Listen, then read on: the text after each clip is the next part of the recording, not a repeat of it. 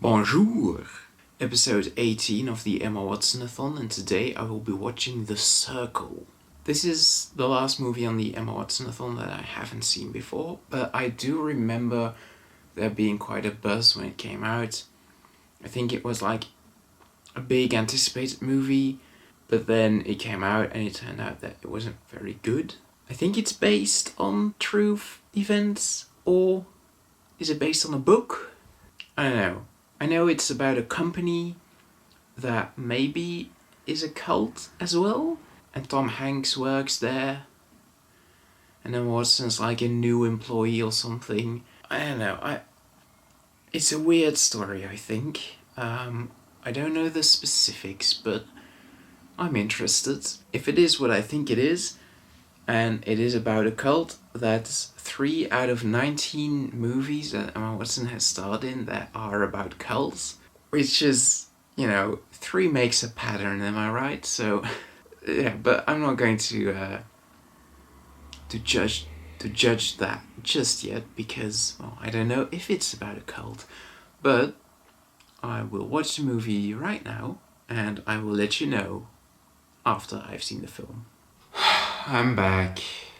Oh boy, where even to begin with this one? The Circle is the story of a girl, I don't even remember her name. I watched this movie 2 days ago and I don't even remember her name. The Circle is the story of a girl named May who is going to work at a big tech company, and she's really excited about it at first because it's such a big tech company, and like the campus of the company looks really cool. It's like a really cool college almost, and obviously she really likes it there, and you, the audience, really like it there because it just looks like the dream job. And then it turns out that the technology that this company is putting forward is kinda morally ambiguous. And then the movie kinda explores, I shouldn't even say that it explores the morality of this technology. It tries to explore it. But anyway, May becomes like the face of this new technology, and then it all kind of goes downhill from there. I should mention that this new technology is about really tiny cameras that you almost can't see. They're about this big, like as big as marbles. The point of these cameras is that it's really easy to put them somewhere and to film it, and then your footage of your life can be put on your account at The Circle. That's the name of this tech company and also the title of the movie. And the point of The Circle is that you can put everything in your life on one social media account, and it's basically a commentary on like Facebook and the fact that putting everything in one place can be really good and really handy, but it can also be really bad because you very quickly lose all privacy. The movie tries to like explore this bridge, this divide between privacy and like convenience. This movie is bad. It's not subtle at all. It's very boring. It felt like 2.5 hours, even though I'm pretty sure it's only 2 hours long. I didn't like any of the performances in there. Let's start with like the contents, alright? This movie tries to be a very biting satire on Facebook. I know it's based on a book. I haven't read the book. I hear that it's also bad, so I don't know if this is the fault of the movie or if it's the book's fault, but the satire, like the parallels between the real world and the movie, are very on the nose, and what the movie is saying isn't even that clear. Like, and I know that kind of sounds like a contradiction, like it's either very on the nose or either very unclear. The movie kind of paints this very black and white. To me, it seemed like what it was trying to say is, did you know that big corporations owning every aspect of your life is bad?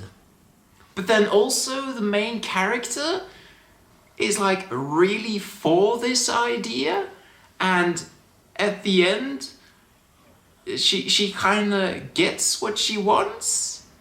Like it's her.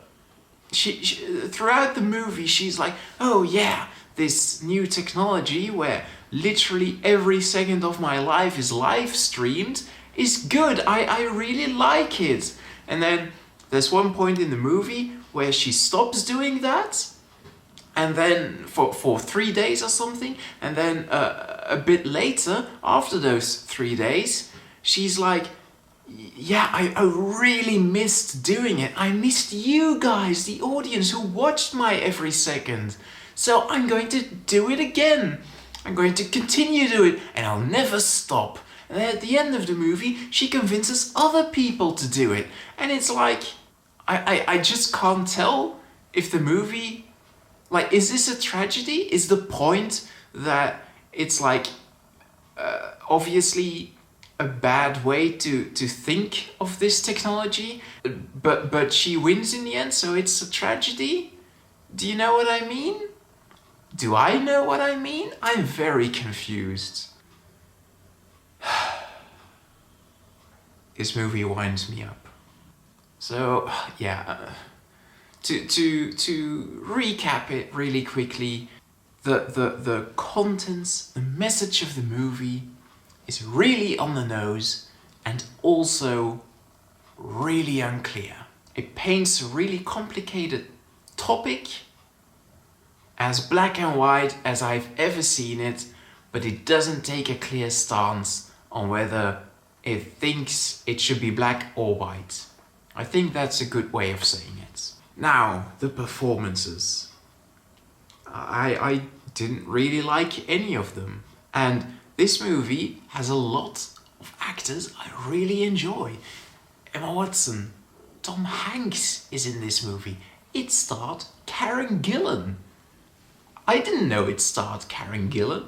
Her first scene is on the phone and Emma Watson calls her, and I heard her voice and I was like, Karen Gillan is in this movie, how exciting! But she doesn't really do anything. I mean, she does a bit. She's a fairly important person in this movie, but the story's not that interesting.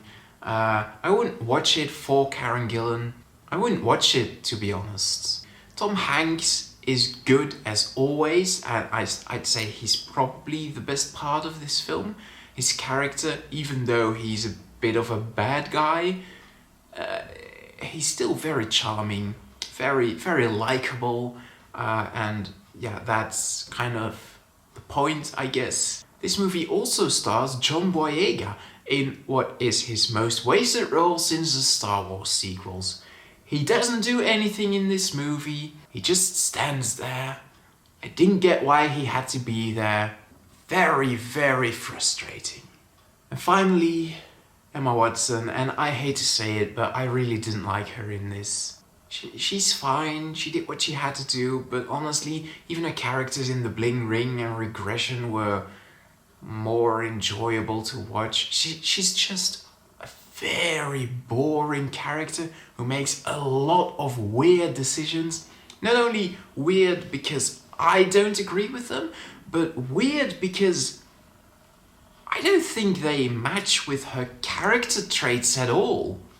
Like, it seems like she switches what side she's on a lot, and just, again, we're getting in this confusing bit where the message of the movie isn't clear at all.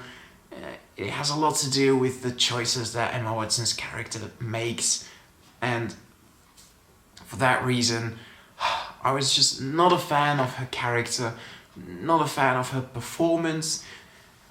One thing I'll say, she uses an American accent again, and I've been, like, infamously hating on her American accent, but I think in this movie, it was pretty alright. I think it's definitely better than in the previous ones.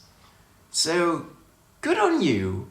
All in all, this is just a bad movie. I didn't like it at all. It's very boring. It felt very long. None of the characters are interesting. The story isn't interesting. I wouldn't see any reason why you'd watch this unless it's because there's an actor in it that you really like. So my advice is don't watch it. I'm giving this movie a 5 out of 10. Next episode, I will be watching Little Women, so do join me for that, and I will see you then. Goodbye.